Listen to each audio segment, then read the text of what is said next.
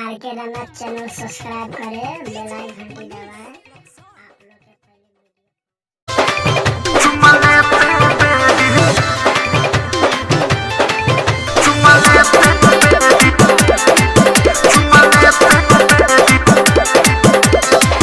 पलंग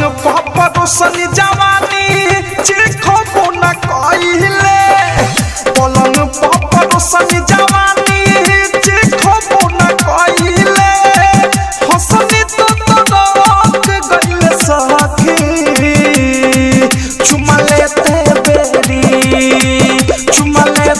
बेरी सैया के सड़क गइले सखी चुमा लेते बेरी कैसे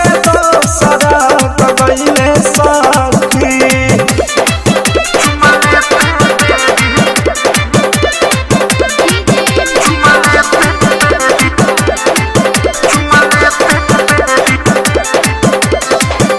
किया दे सखी साझही से करत रहुए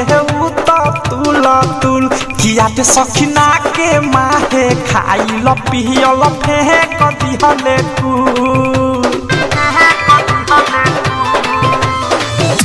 किया दे सखी साझही से करत रहुए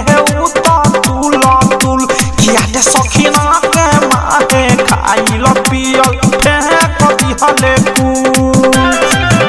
महाजा में साजा मिलल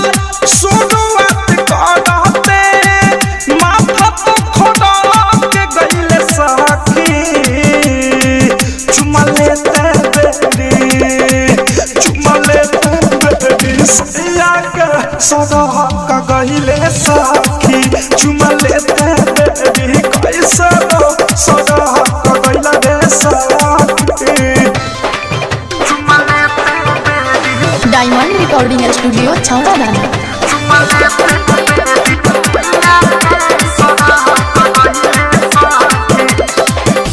किया दे सखी हाथ झाड़त आइले पियावा खाना खाके हाथ सखी ले तो रहले चुमा पियावा कामा ओढ़ा के किया दे सखी हाथ झाड़त आइले पियावा खाना खाके हाथ सखी ले तो रहले चुमा पियावा कामा ओढ़ा के कहा जाने कौन सौतने याद उनके कइले आँख तो फुटक गइले सखी चुमा लेते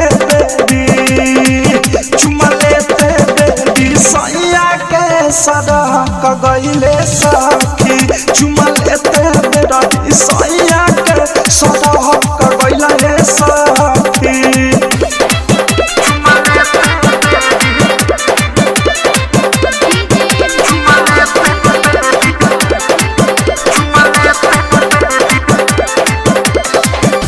किया दे सखी हवा प्रेमी पियावा के मुँह भइले चोखा हाथ सखी खाए करे लगले अचके में खोखा किया दे सखी हवा प्रेमी पियावा के मुँह भइले चोखा हाथ सखी खाए करे लगले अचके में खोखा राही टोट पीकी मिसल अनुराग से कहानी मुकेश तो छड़क गइले सखी चुमा लेते बेरी सैया के सड़क गइले